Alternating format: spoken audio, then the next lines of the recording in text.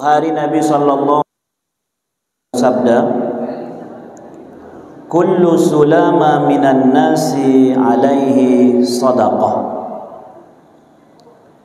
Kullu, setiap, sulama, ruas minan nas, setiap manusia, alaihi sadaqah, ada kewajiban sedekahnya. Jadi Nabi sallallahu alaihi wasallam bahwa di setiap tulang belulang yang Allah titipkan kepada kita ada wajib sedekahnya. Jadi ternyata menurut kedokteran Bapak Ibu, tubuh atas kepala sampai ke ujung kaki ada sekitar 360 ruas tulang. Itulah makanya badan kita ini bisa berbentuk, badan kita ini bisa bergerak, badan kita ini bisa. Kalau misalnya begini kita jari kita, Bu, seandainya tak ada ruas tulangnya ini, begini saja ini. Kalau badan awak tak ada ruas tulangnya, togak saja. Tapi itulah subhanallah, maha suci Allah, nikmat Allah, ada ruasnya sehingga kalaupun begini bisa bengkok. Kalaupun badan kita tegak, bisa rukuk, bisa sujud. Dan itu merupakan nikmat dari Allah yang setiap hari, kata Nabi sallallahu alaihi wasallam, kulla yaumin tadlu'u fihi syamsu, yang ketika setiap hari terbit matahari, maka 360 ruas tulang belulang itu ada sedekahnya. Wajib disedekahi yang 360 itu. Kira-kira begitulah bahasanya. Maka di sini Nabi sallallahu alaihi wasallam yang ingin diingatkan Nabi pertama adalah mensyukuri nikmat Allah atas nikmat tulang belulang yang Allah titipkan kepada kita. Karena kalau sudah mulai rusak satu, Tuhan, kalau sudah mulai rusak satu, inilah yang mulai menyala. Maaf-maafnya, jangankan rusak tulangnya, sudah hilang saja pun mulai pelumasnya, menyuntikkan pelumas itu Pak Sam. Iya, mesti sampai ke penang. Ada yang sampai ke penang hanya untuk menyuntik pelumas lutut nih, supaya jangan bergesek dia, supaya tak sakit dia kalau dibawa berjalan. Sampai seperti itulah nikmat yang Allah berikan itu. Maka dalam satu hari begitu terbit matahari, inilah macam ini nanti, terbit matahari, begitu tup naik matahari, kita pun sholat sunat isyraq, pada saat itu 360 tulang belulang kita ini ada sedekah yang harus kita keluarkan untuk itu. Maka bagaimana cara mensedekahinya? Dalam kesempatan subuh ini, dalam hadis ini Nabi mengajarkan ada 5 cara.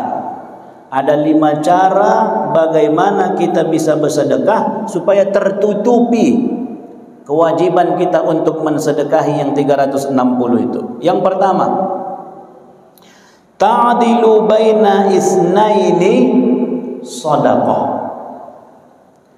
Mendamaikan 2 orang yang sedang bergaduh. Mendamaikan 2 orang yang sedang berselisih, 2 orang yang sedang bertikai, 2 kelompok yang sedang panas-panasan, maka ini juga yang pertama dihitung sebagai sedekah. Jadi ini yang pertama, Bapak Ibu. Maka yang namanya begaduh ini, yang namanya bertikai ini, kalau dulu setahu awak yang namanya bertikai, yang namanya begaduh itu di dunia nyata. Tapi sekarang nih, termasuk begaduh itu, berbeda itu, bertikai itu, termasuk juga di dunia maya.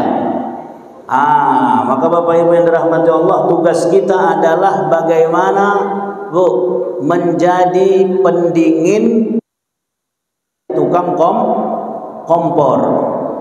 Yang jadi masalah kita ini kan lebih banyak kita tukang kompor ketimbang tukang es. Kipas saja kerja kawan kebetulan sumbu pendek, mudah terbakar, mudah terpancing, mudah panas. Terakhir apa? Begaduh.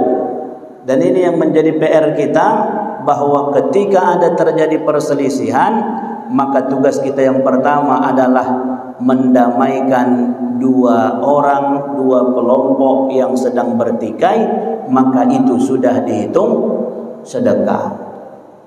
Bapak Ibu orang tuaku jamaah dirahmati Allah, alhamdulillah pemilu sudah selesai. Maunya dengan selesainya pemilu ini selesailah yang kalau selama ini berbeda-beda ya Ustaz ya. Ada yang A, ada yang B. Memang lucu-lucu macam mana aku tengok yang pemilu ini Pak Sam. Aku asal ku tanya Mak asal ku tanya macam mana ya Bu, udah ada pilihan, udah Ustaz, ibu siapa ibu pilih? Caleg. Kalau aku Pak Ustaz, ku pilihlah pula si Sepul. Kenapa ibu pilih si Sepul? Macam mananya Pak Ustaz? Tetangga. Satu karena pilihannya tetangga. Kalau ibu siapa yang ibu pilih? Kalau aku tidak lagi Ustaz, siapa? Sileman. Kenapa Sileman ibu pilih? Macam mana pula Pak Ustaz? Ini kemanakan orang rumah ini katanya. Ya, berarti dipilihnya karena saudara. Ada karena tetangga, ada yang karena saudara. Terakhir ku tanya ibu satu lagi, kalau ibu siapa yang ibu pilih? Kalau aku Ustaz sampai sekarang belum jelas pilihan. Kenapa begitu? Ku bilang, belum ada yang nampak hilal. Katanya pula begitu. Belum ada yang jelas ini, belum ada yang nampak. Karena kemarin ku dengar si Copek Limpul, si Leman 200. Pala siapa ini kau dengar ada rencananya satu paket 500. Katanya pula itu. Satu paket 500. Jadi kalau dihitung waktu pula 500 satu paket kabupaten provinsi DPR RI. 500 kali kami 4 suara di rumah berarti sudah berapa Pak? 2 juta.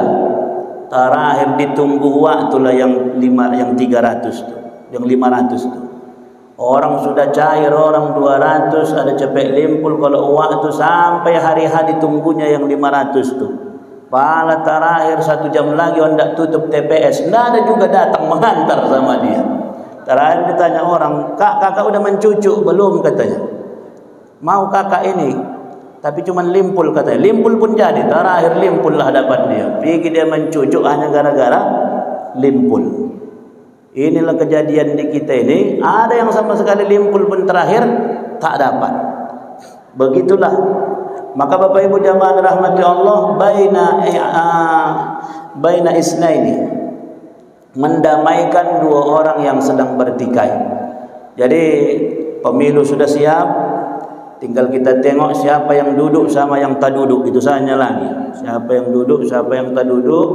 Kemudian pemilihan presiden masih sedang berlangsung, rekapitulasinya kita doakan.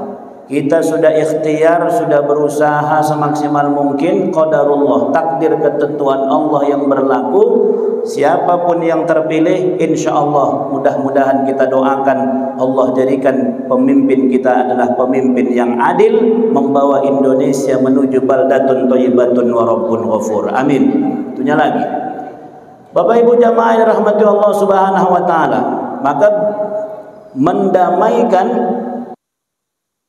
isna ini merupakan PR yang pertama dari 360 ruas tulang belulang yang mau disedekahi itu. Caranya yang pertama adalah bagaimana asalkan kita dapat ada orang yang berselisih, di situ kita hadir untuk menjadi penengah. Oh kak, macam mananya kak, termalam diginikan kakak tuh aku begini. Datang kita, udahlah dek, udahlah itu, maafkanlah, usah pala. Memang begitunya model kakak tuh, jangan pala dimasukkan ke hati. Dingin buat macam mana yang harusnya begaduh jadi tak jadi begaduh orang tuh. Itulah tugas. Maka begitu kita berhasil mendinginkannya itu, udah dihitung kita sebagai orang yang mensedekahi 360 tulang belulang nih. Jadi ada pertikaian itu di dunia nyata yang sekarang ini juga sedang ramai. Banyak juga orang yang bertikai di dunia maya. Sudah di Facebook dinaikkan kawan status. Begitu dinaikkan kawan status, ada yang tak cocok di komentarinya. Pasti jawab-jawaban orang itu di Facebook itu. Ya kan Pak Ngampuni, aku pun tengok-tengoknya itu komen-komenan kita di sarang situ kan. Jadi ketika terjadi perselisihan begitu pun, ya, kalau bisa jadilah penengah. Bagaimana jangan sampai justru kita pula memanas-manasi, mengompor-ngompori, sehingga orang yang harusnya tak begaduh orang gara-gara kedatangan kita. Yang pertama. Yang kedua, wa tu'inur rajulu fi dabbatihi fatahmiluhu 'alaiha aw tarfa'u lahu 'alaiha mata'ahu sadaqah. Cara yang kedua Wasallam adalah dengan cara menolong seseorang untuk naik ke atas kendaraannya atau membawakan barang-barangnya dan dinaikkan ke atas tunggangannya atau kendaraannya, maka itu pun sudah dihitung sedekah. Ini yang banyak kita tengok ini, Bapak Ibu jamaah dirahmati Allah. Biasanya kalau ke pajak awak, begitu ke pajak awak, mudah-mudahan banyaklah ini kejadian-kejadian seperti ini, kesempatan kita untuk bersedekah tenaga. Ini dia, awak tengok awak tu udah tua dia, dibawanya belanjaannya, begitu dibawanya belanjaannya berat. Awak yang laki-laki ini, yang suami-suami ini kan macamnya model suami ini. Ada yang memang suami-suami ini tipe pertama, tak dikasihnya bininya belanja, suami yang belanja. Alhamdulillah ustaz-ustaz kita ada aku tengok seperti itu. Macam dulu, kalau dulu Buya Darwis masih sehat dia, ada sebagian ustaz-ustaz kita bininya tak belanja, dia yang belanja ke pajak. Ada yang tipe kedua, suami-suami ini diantarnya juga bininya ke pajak, tapi tak pala masuk dia ke dalam. Di mana dia, Pak? Di kereta lah, menunggu kalau ada kopi, ngopi dulu. Itu masih lumayan lah. Ada yang ketiga, mengantar ke pajak pun tak pernah dia. Ya, mengantar ke pajak pun tak pernah. Jadi begitu menunggu awak di atas kereta itu. Kalau aku yang kedua lah, antar juga bini awak ke pajak, tapi tunggulah pula di kereta. Begitu kita tunggu di kereta, nampaklah itu yang lewat-lewat, terkadang orang-orang tua yang dibawanya barang-barangnya itu, belanjaannya itu beratnya lagi. Ya, ada kadang sekedar simpati dia, yang kasihan lawak tu katanya, kasihan saja dibilangnya, tapi tak apalah ada yang dibuatnya. Tapi begitu ada nampak uak tu susah rasanya yang bawa belanjaan itu, situlah kesempatan kita untuk bersedekah tenaga. Bawa mari wak, biar ku angkatkan. Mana becak uak? Diangkatkannya sampai dinaikkannya ke atas becak. Uak tu pun naik ke atas becak dengan selamat, dengan nyaman. Maka upaya dia mengangkatkan belanjaan uak tu, itu pun sudah dihitung sebagai sedekah. Makanya Bapak Ibu jamaah rahmati Allah Subhanahu wa taala, ya, dari hal-hal yang kecil seperti itu pun Nabi sallallahu alaihi wasallam sudah menghitungnya sebagai sedekah. Lain lagi cerita kalau di pajak begitu. Kalau kita di jalan misalnya ayah-ayah, awak tengok mogok mobil kawan. Mogok mobil kawan tu. Awak tengok dia panggilnya tukang becak satu, disorongnya berdua orang tu menyorong mobilnya itu. Ada kawan kadang cuma ditengoknya dari jauh, kasihan bayah mogok pula lah mobil kawan ni katanya. Dibilangnya memang kasihan bayah mogok mobil kawan ni. Cuma ndak pala mau dia ikut turun mendorongkan mobil kawan, ditengoknya saja. Yang terakhir dicakapkannya pula itu, baru lagi mobilnya ku tengok udah mogok, enggak pandai kawan yang merawat mobil. Katanya pula itu, dikomentarinya lagi mobil kawan. Tapi yang harus dilakukan sebenarnya adalah begitu kalau misalnya nampak memang mogok mobil kawan dan memang kita punya tenaga, punya waktu, kesempatan, bisa kita sorongkan, ikut awak menyorongkannya, maka itu pun sudah dihitung sebagai sedekah. Maka oleh karena itu, yang kedua ini Nabi SAW mengajarkan mewajib menyelesaikan sedekah itu adalah damaikan dua orang yang berselisih. Yang kedua, berikan pertolongan kepada orang yang memang sedang membutuhkan pertolongan, termasuk dengan cara mengangkatkan barangnya pun itu sudah dihitung sebagai sedekah. Yang ketiga kata Nabi, wal kalimatut thayyibatu sadaqah. berkata baik itu pun sudah dihitung sebagai sedekah. Kenapa sampai Nabi mengatakan berkata baik itu pun sudah dihitung sedekah? Karena Nabi ketika pulang dari Isra dan Mi'raj, termasuklah yang dikatakan oleh Nabi sallallahu alaihi wasallam, kebanyakan yang menyebabkan orang masuk ke dalam api neraka itu, kata Nabi, adalah al-fammu wal faraju, yang menyebabkan orang masuk ke neraka. Jadi Nabi pulang Isra Mi'raj kan sambil pulang dibawa untuk melihat kondisi surga dan neraka.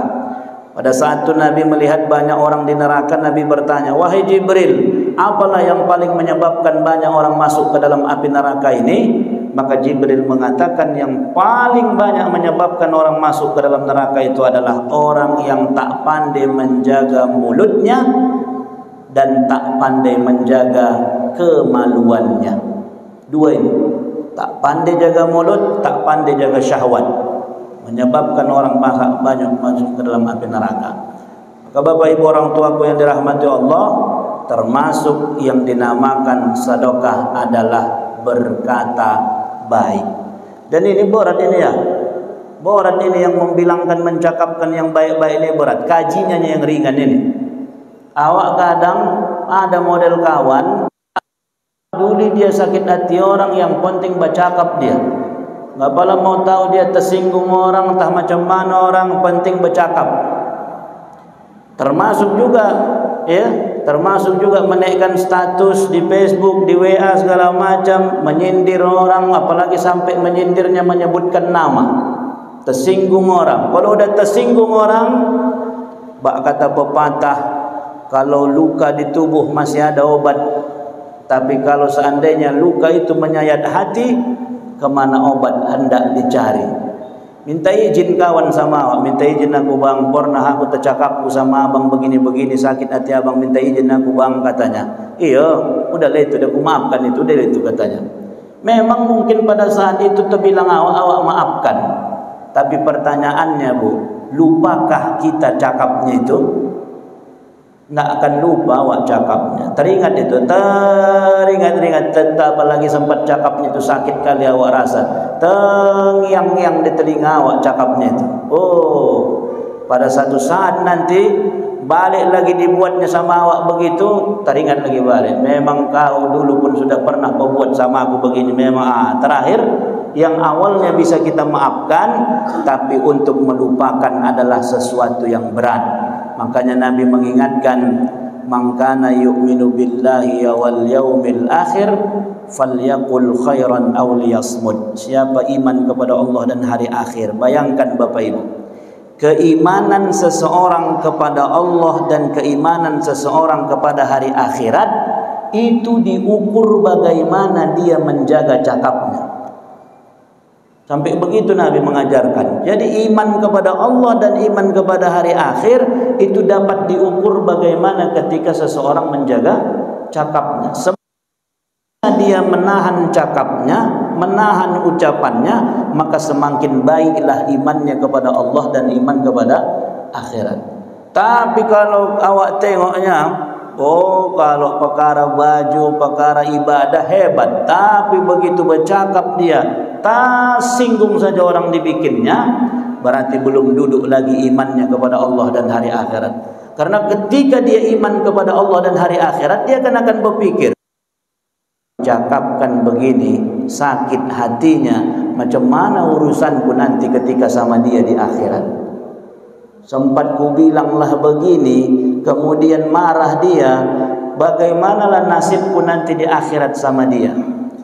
Karena kata Nabi, termasuk orang yang muflis, orang yang bangkrut di akhirat itu adalah orang yang datang dengan pahala salat, pahala zakat, pahala puasa, tapi datang orang menandui, datang orang menagih kepada Allah, ya Allah benar dia ini rajin salat, tapi ternyata pernah sakit hatiku dibuatnya, tak bisa kubalas di dunia, sekarang aku menuntut keadilan samamu. Maka pada saat itu pun Allah mengambil pahala awak dan memberikannya kepada orang yang menuntut tadi. Artinya sampai seperti itu bahayanya menjaga lisan ini, dan kita mudah-mudahan menjagakan itu semua. Baik Bapak Ibu, yang keempat, wa bi kulli khatwatin tamshiha ila shalah shadaqah. Cara keempat untuk menutupi sedekah 360 tulang belulang ini adalah setiap langkah yang kau ayunkan untuk sholat berjamaah ke masjid, itu pun sudah dihitung sebagai, setiap langkah yang kita ayunkan ke masjid itu pun sudah dihitung sedekah. Maka sebenarnya semakin jauh rumah awak dari masjid, sebenarnya semakin bagus, karena semakin banyak langkahnya. Cuman itulah kadang semakin jauh rumah awak dari masjid, semakin malas pula awak ke masjid. Oh mak, mengeluarkan kereta lagi jam, ya kan, mengeluarkan kereta jam, banyak lagi perhitungan. Tapi kalau dekat, mudah-mudahan. Tapi kadang Pak Ustadz hendaknya juga jadi ukuran. Adanya kawan yang dokatannya rumahnya ke masjid, hendaknya juga ke masjid, ya kan Bu? Ada begitu, dokatnya rumahnya ke masjid, tapi enggak apa, enggak dongarnya kurasa Ustadz. Macam mana enggak dongarnya begini, banyak letoa Masjid Agung ini. Ini kalau sampai ke pelita subuh, sampai suaranya nih Pak, aku suara imam besar, suara tahlil, sampai itu ke pelita suara masjid kita ini, ya. Jadi nggak ada cerita tak dengar, bukan cerita tak dengar, memang belum tergerak. Jadi semakin banyak langkah ke masjid, sebenarnya semakin banyak pahala sedekahnya. Jadi kalau aku Ustadz, kata kawan pula, nggak pula berjalan waktu, berkereta pulanya dia, macam mana lah hitungannya itu katanya. Tak usah pada hitung-hitungkan kali, hitungkan saja misalnya pentilnya satu ke atas, satu ke bawah, jadilah itu, ya kan. Nah, kira-kiranya itu. Jadi oleh karena itu Bapak Ibu, di sini Nabi ingin mengajarkan kepada kita bahwa melangkah saja pun ke masjid itu sudah dihitung pahala sedekah. Belum lagi duduk di masjid, belum lagi sholat berjamaahnya, belum lagi berzikirnya, belum lagi macamlah pahala yang bisa kita dapat dengan sholat berjamaah. Maka mudah-mudahan kita yang hadir ini tetaplah istiqamah, ya. Kalau selama ini sudah bisa kita berjamaah ke masjid, sampai satu saat kita pun tetap bisa berjamaah di masjid. Dan yang lebih bahagianya lagi Pak, Bu, awak tengok terkadang di Facebook itu, tengok di YouTube tuh, ada terkadang saudara-saudara kita itu yang sampai akhir hayatnya pun di dalam masjid. Kalau bolehlah meminta sama Allah, begitu awak, begitulah maunya. Aku yang lebih hebat lagi Tuhan, Ustaz, yang di YouTube tuh yang kita tengok, lagi pengajian beginilah, lagi pengajian begini, tiba-tiba selanjutnya demikian pengajian kita, kata Ustaz tuh kalau ada yang hendak bertanya, tiba-tiba datang waktu, wak laki-laki datang waktu, tiba-tiba izin Ustaz mau bertanya, katanya. Pertanyaannya, bisakah kita nanti berkumpul dengan Rasulullah sallallahu alaihi wasallam ketika di dalam sorga? Itunya pertanyaannya ya. Waktu duduklah macam orang bapak ini duduk, tapi bukan bapak pula ya. Duduk macam orang bapak ini bersender di dinding sambil bertanya, bisakah nanti kita di akhirat bertemu dengan Rasulullah di dalam sorga? Udah bertanya dia begitu, nggak berapa lama Ustaz itu pun menjelaskanlah, ya, bagaimana Rasulullah sallallahu alaihi wasallam memberikan syafaat nanti di akhirat begini-begini. Waktu yang bersender tadi tiba-tiba tertunduk dia. Tak berapa lama siap Ustaz tu menjawab, ditogurkan balik, udah tak ada waktu. Oh, sompatlah begitu pula. Yang ianya pertanyaannya pas tentang itu. Ya, bisakah berkumpul dengan Rasulullah dalam surga? Selesai dia bertanya, selesai pula lah hidupnya di dunia. Itulah yang kita namakan dengan husnul khotimah. Banyak lagi kita tengok CCTV itu, ya, bahkan yang luar biasanya di situ waktu sujud, di situ pula lah dia kembali kepada Allah. Ini kan nikmat nih, nggak bisa dipesan-pesan itu, Bu. Kalau bolehlah dipesan begitu kan enak mesannya sama malaikat. Aku malaikat waktu sujud lah kau cabut ya.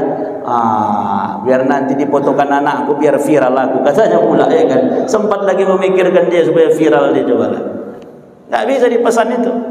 Yang lebih hebat lagi kemarin ada siapa ya? Kalau tak salah wali kota di daerah Sumatera Barat itu, Pak.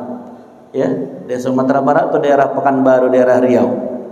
Ya, jadi Ustadz ni kebetulan pejabat juga dia, Ustadz juga. Jadi dia pejabat, dia Ustadz, jadwal khatib lah dia. Begitu khutbah Jumat, duduk khutbah yang kedua, selesai khutbah pertama duduk, dia mau khutbah kedua, tak lagi naik lagi Ustadz tu. Rupanya udah terjatuh dia di mimbar itu, dan saat itu pula dia meninggal dunia. Ustadz dia meninggal saat memberikan khutbah. Kalau begitulah boleh diminta sama Allah, begitulah minta sama Allah. Bagaimana kita ini bisa husnul khotimah? Tapi intinya Bapak Ibu, caranya adalah man 'asha 'ala syai' mata 'alai. Siapa yang hidupnya mengerjakan itu saja, maka matinya pun mudah-mudahan dalam keadaan itu. Siapa yang hidupnya melakukan itu saja, maka mudah-mudahan matinya pun dalam keadaan begitu. Kalau yang mabuk sajanya korja waktu, mudah-mudahan diparetlah matinya itu. Iya kan? Kalau yang mabuk saja korjanya.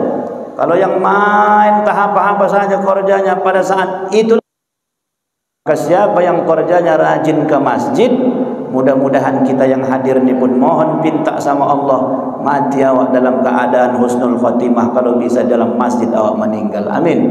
Ya. Jangan solat jenazah saja dibawa ke masjid. Solat jenazah di mana kita solatkan wak ni? Ke masjid. Padahal wak itu pun setahun paling berapa kali dia ke masjid. Baik Bapak Ibu, yang terakhir. Yang terakhir cara kita bersedekah untuk 360 ruas tulang belulang ini adalah wa tumitul adza 'anit tariqi shadaqah. Menggeser atau menghilangkan sesuatu yang menghalangi, membahayakan pengguna jalan. Ya. Menggeser, menghilangkan, menjauhkan sesuatu yang bisa mendatangkan bahaya bagi pengguna jalan.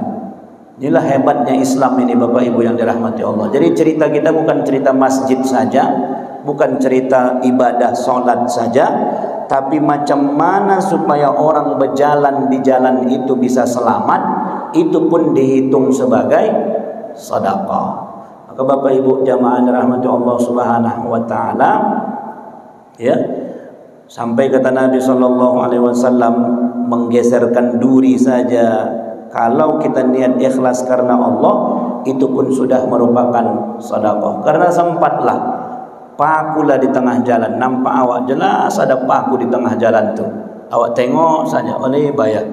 Siapa lah menaruhkan paku di jalan ni? Gitu saja. Enggak ada pala niatnya mau menggeserkan. Terakhir bocor kereta orang gara-gara itu. Iyalah kalau bocornya siang hari masih ada orang tambal ban. Sempat bocornya tengah malam, kebetulan waktu along-along pula lah dia. Di situlah dia hendak jualan sayur, di situ pula lah bocor bannya, kan kasihan. Sampai yang sesederhana itu Nabi SAW mengingatkan kita. Lebih jauhnya lagi ini Bapak Ibu yang dirahmati Allah Subhanahu wa taala, terkait masalah penggunaan jalan ini ke depan ini Pak Sam. Bisa juga kita pikirkan ini ke depan, dan memang ini menjadi PR besar kita umat Islam.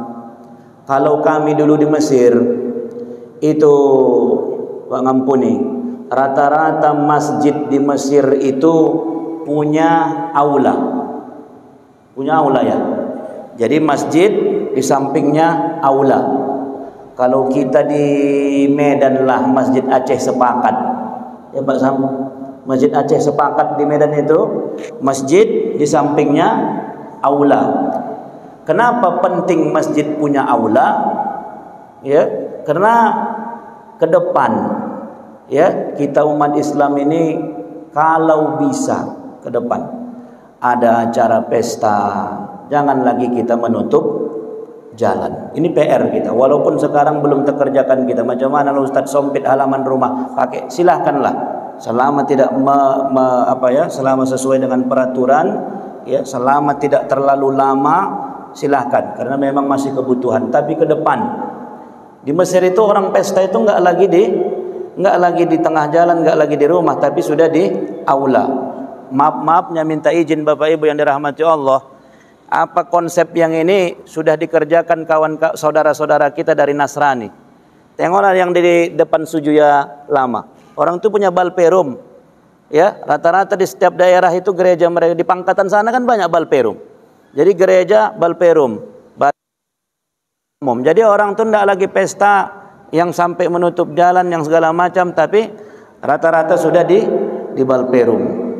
Ya, pertama ketika masjid punya aula, masjid bisa mengelola keuangan masjid dengan menyewakan aula. Sompat pula aula kita sudah imbang-imbang aula Sujuya pula, ya kan? Udah pakai AC, udah nyaman, orang pun pesta ndak lagi pasang teratak, tinggal booking, semua di situ. Semua nanti mulai dari dekornya, mulai dari bagaimana nasyidnya, ya. Jadi kalau sudah di samping masjid enggak akan lagi pula diundang orang pula trio macan. Pasti diundang orang pula nasyid, diundang orang pula lagu-lagu Melayu, kan itu pula. Ya. Kemudian apa lagi? Kemudian tidak sampai kita menutup jalan, karena dalam Islam menggeserkan duri pun kita disuruh, tapi yang awak kerjakan bukan menggeser duri, justru membuat bosi ke tengah jalan. Itulah teratak, ya kan? Tapi sekarang nih karena memang kondisinya belum memungkinkan, silahkan, ya, selama itu tadi tidak sampai berhari-hari dan memang itu sangat kebutuhan, ya. Tapi ke depan kita punya PR. Bagaimana masjid di sampingnya ada aula, masjid sampingnya ada aula. Jadi masyarakat ketika hendak membuat acara tak lagi perlu untuk menutup jalan, sehingga jalan bisa tetap digunakan masyarakat. Dan kita pun sekarang ini kan udah banyak orang pesta di gedung karena lebih simple, tak lagi capek, tak lagi apa, makan tinggal catering, dekor sudah siap semua. Begitu pulang nanti ke rumah tinggal bam, tidurnya lagi, ya kan? Asalkan adalah duit, catering bayar, dekor bayar, gedung bayar, siap. Jadi ke depan itu menjadi PR kita, ya, penjabaran daripada menggeser sesuatu yang bisa menutup yang orang berjalan. Bapak Ibu orang tuaku jamaah dirahmati Allah, itulah kaji kita subuh hari ini. Nabi ingatkan bahwa kita punya kewajiban sedekah terhadap 360 ruas tulang belulang ini. Cara mensedekahinya adalah dengan 5. Pertama tadi adalah mendamaikan orang yang begaduh. Yang kedua, menolong orang yang sedang memerlukan pertolongan, termasuk menaikkan barangnya. Yang ketiga adalah berkata baik. Yang keempat, apa tadi Bu? Melangkah ke masjid. Yang kelima, menghilangkan sesuatu yang dapat mempengaruhi dan menyusahkan orang yang sedang berjalan. Nasrun minallah wa fathun qarib wa basyiril mu'minin. Assalamualaikum warahmatullahi wabarakatuh. Baik Bapak Ibu, kalau tak ada pertanyaan kita doa.